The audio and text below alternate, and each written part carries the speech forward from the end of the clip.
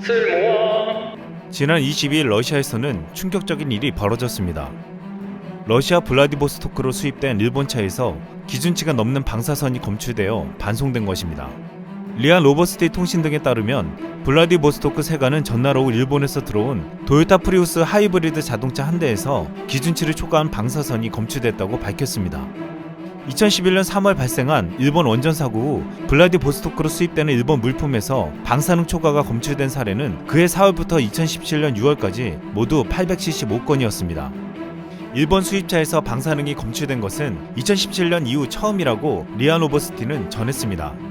세관 관계자는 이번 사례는 후쿠시마 사고의 여파가 완전히 사라지지 않았음을 말해준다고 밝혔습니다. 이뿐만 아니라 최근 도요타와 혼다가 북미에서 대규모 리콜 사태를 당했습니다.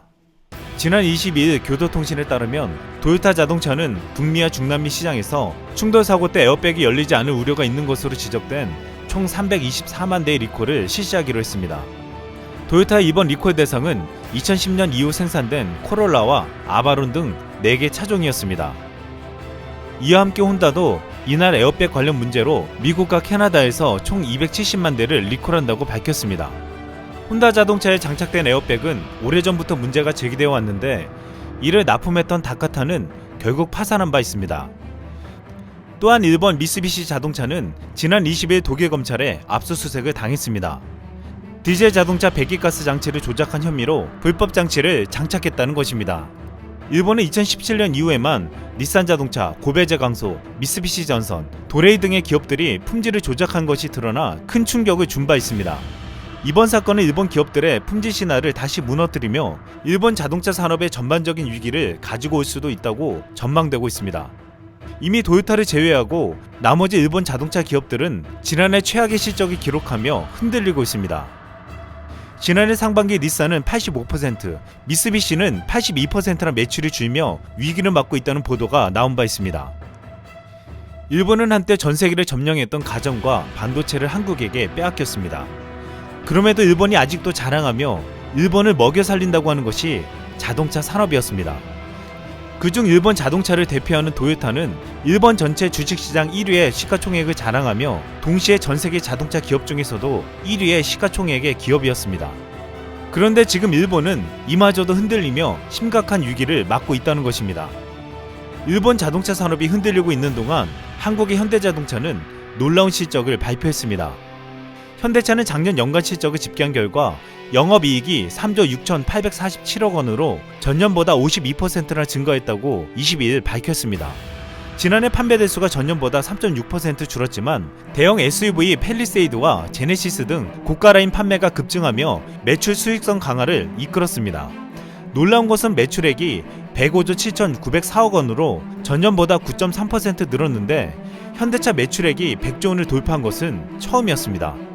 이로써 2008년 삼성전자, 2018년 SK에 이어 세 번째 매출 100조 원 클럽에 가입하게 되었습니다. 현대차가 제네시스 신차 출시와 더불어 지난해 영업이익이 급증했다는 소식에 현대자동차 주가도 놀라운 기록을 냈습니다. 지난 20일 현대차 주가는 전날보다 8.55% 급등한 12만 7천 원의 거래를 마치며 3년 만에 최대 상승폭을 기록했습니다.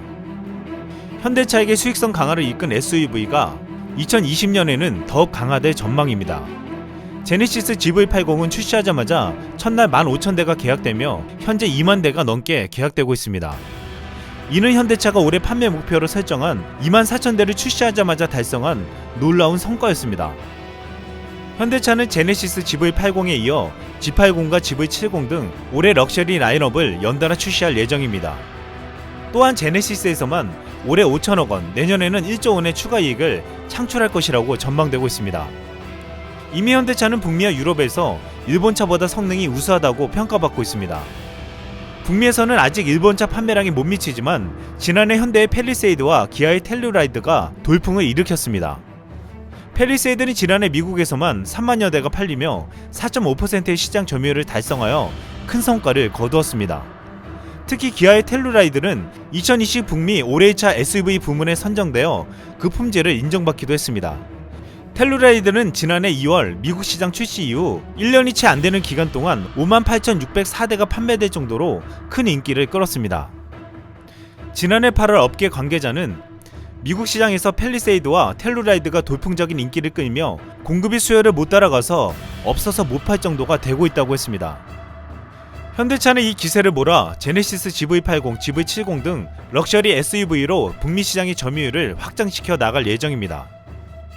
일본은 최근 정부 전시관을 열며 독도는 일본 땅이라고 주장하고 최근 강제동원 조선인 유고를 대량 소각한 것이 밝혀져 국내에서 비판받고 있습니다.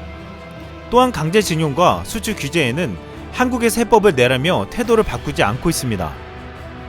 일본의 이 같은 태도에 한국 정부는 일본에서 해법을 내놓으라며 반박했습니다.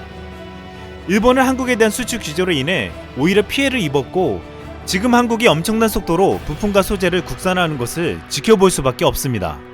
그동안 한국의 부품과 소재를 수출해 성장했던 일본 기업들은 점점 위기를 맞고 있고 이젠 일본의 마지막 대들보라 여기고 있는 자동차 산업도 흔들리고 있습니다. 이상 쓸멍이었습니다.